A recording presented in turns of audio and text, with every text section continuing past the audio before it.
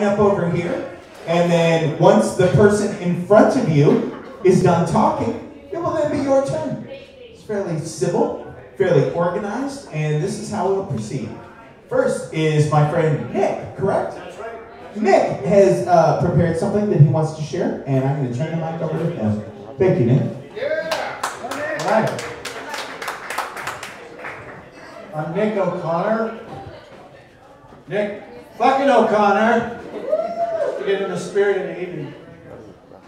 I'm a 2-hour-a-day commuter for quite a few years.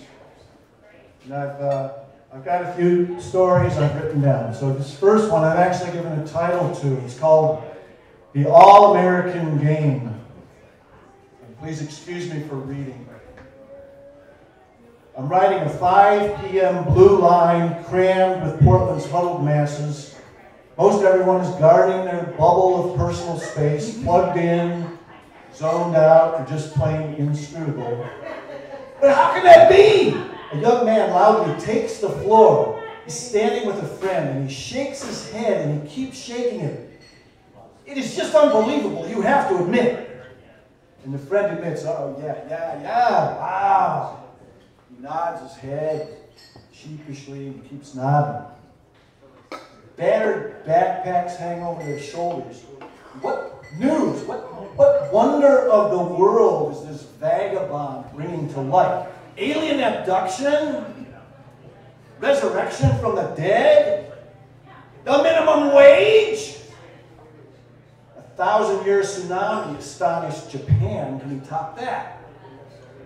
I remember when I was his age, standing on a mountain peak for the first time, following the moon landing, watching Richard Nixon resign. Unbelievable.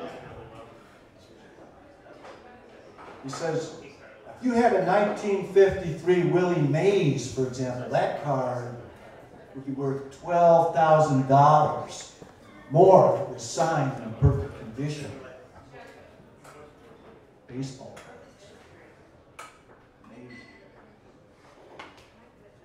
That was the first.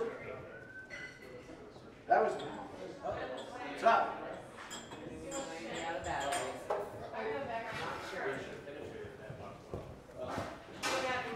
All right. Read on. Read on. Read on. That was the first year he played. You know what I mean? If I had that card and showed it openly on the street in San Francisco, I'd get jumped, man. That card's like a $12,000 bill. You know what I mean? And at the next stop, the friend escaped. He disembarked without even saying goodbye.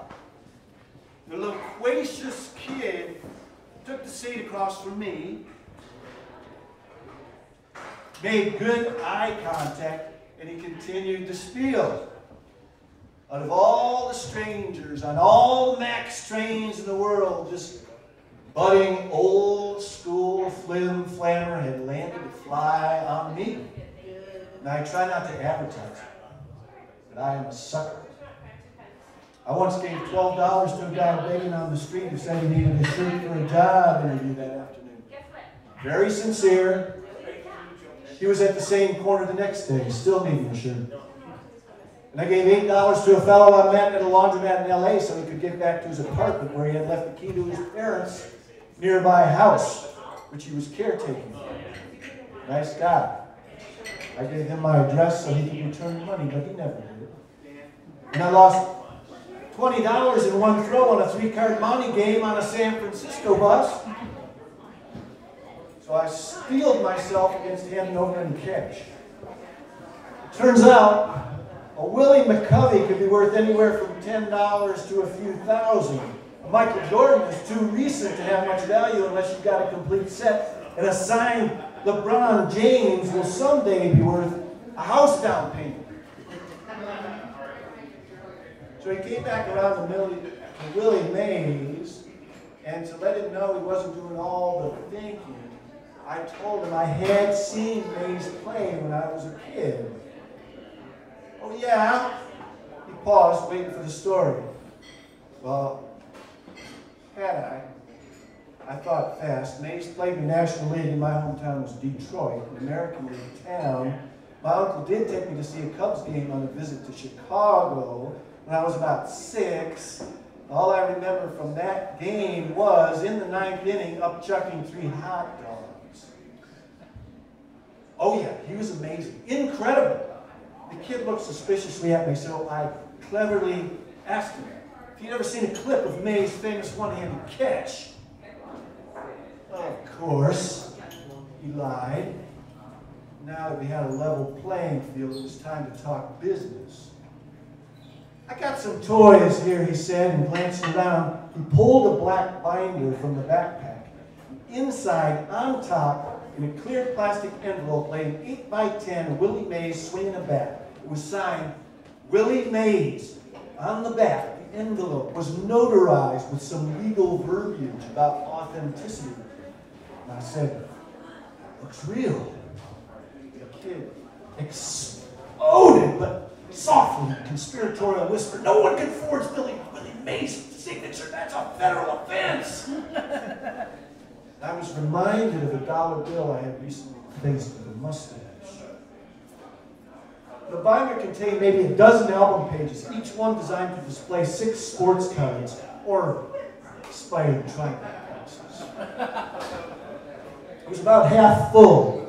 He read them off. Michael Jordan, LeBron James, 5 years of Magic Johnson. Lakers, I said, testing him. Kobe, he said, testing me back and pointing to another card, but looking me in the eye. Bryant, I said, looking back into those glittering marbles between his forehead and nose without glancing at the name on the card, letting him know the playing field was as flat and as level as a polished basketball court. I became quiet and asked if I wanted to deal.